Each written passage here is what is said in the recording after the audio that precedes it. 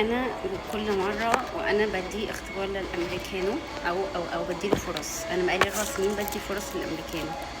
آه، هو الامريكانو صراحه حلو للي عايزين يخسوا. طبعا ما فيش لبن، ما فيش، هو ميه بقهوه، فانت اي وقت عايز تشربي فيه قهوه يعني خلينا واقعيين، هيبقى الموضوع ما فيهوش مشاكل. وكمان انا باكل دونتس معاه فقلت اجيبه كل يوم وانا بديله فرص. انا بقالي 4 سنين لمده كل يوم بجد بديله فرصه يعني بجيبه. هل حبيته؟ هل كده؟ لا، بطبطب على قلبي بقعد اقول ايوه طعمه حلو.